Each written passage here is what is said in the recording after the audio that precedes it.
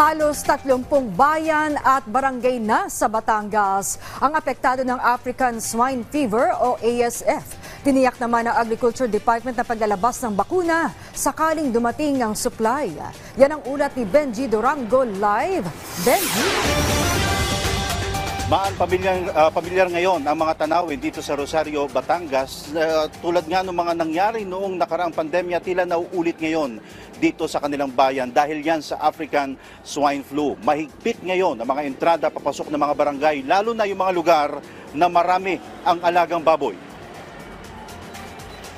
Ganito ngayon ang sitwasyon sa bayan ng Rosario, Batangas. Bagamat isang barangay lang ang apektado rito, doble ang kanilang pag-iingat. Dito nga sa barangay San Isidro, binubugahan ng disinfectant ang mga gulong ng sasakyan papasok ng kanilang barangay para masiguro na walang ASF virus na makakapasok.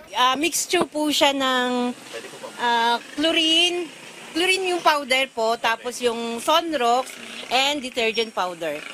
I-mix lang po nila yun. Mas mahigpit naman dito sa barangay Nasi. Sila ang kauna-unahan nagsagawa ng disinfection. Damay ang mga sasakyan papasok at palabas ng barangay.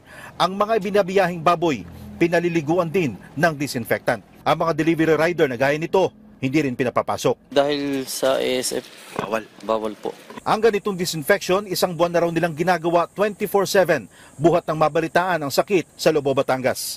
Medyo dagdag trabaho nga rin daw sa mga barangay officials at abala na rin sa mga motorista na pumapasok dito sa kanilang barangay yung mga ganitong hakbangin ng mga barangay officials. Pero sabi nila, ayos na rin daw ang ganito, lalo na kung ang pinag-uusapan ay ang kaligtasan ng kanilang kabuhayan. Tulad ng maraming bayan sa Batangas, pagbebenta ng baboy ang pangunahing kabuhayan ng mga taga-Rosario. 2 linggo nang nakadeklarang red zone ng bayan para maalerto ang 48 barangay dito. Nag-ano kami ng sa ASF, yung emergency situation. Sa buong Batangas, bayan ng Lobo ang pinakatinamaan. 17 barangay ang naapektuhan dito. Bukod sa Lobo, 11 barangay pa ang tinamaan din sa bayan ng Calatagan, Lian, Talisay at Lipa. Ang problema, ang dating isang buong baboy na nabebenta ng 20,000, 2,000 na lang ngayon, pahirapan pang makabili. Si Mang Marchito, galing pang Nueva Ecija, dito sa Rosario humahangon ng buhay na baboy. Ngayong araw, 4 lang ang kanyang nabili. Yung nga po, mahirap na po ng baboy ngayon dito. Gawin namin, mayroong mga bakterya na raw. Tuloy-tuloy naman daw ang kanilang ginagawang testing. Nitong huling operasyon, nag-negative na mga baboy na kanilang itinetest. Baka raw sa Lunes, babalik na sila sa pink zone. Magluluwag na rin ang mga entrada ng mga barangay. Pero hihingi pa rin sila ng bakuna kontra ASF. Actually, sa Rosario, population namin sa baboy, 125,000. Na? Para yung mga magbaboy namin ay magkaroon ng peace of mind, mabigyan ng mga bakuna.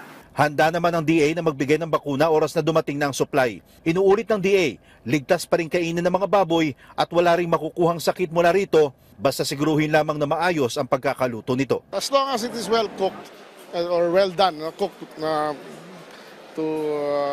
talagang lutong-luto, it should not be an issue for nakakainin. Palaisipan ngayon sa mga taga-Rosario kung bakit pawang mga inahing baboy lamang ang tinatamaan nitong sakit. Nasa 125,000 na mga baboy ang kanilang binabantayan sa buong bayan at bagamat mabigat ang responsibilidad, hindi naman daw nila ito tinutulugan lalo pat ito ang kanilang pangunahing pangkabuhayan. Maraming salamat sa iyo, Benji Durango.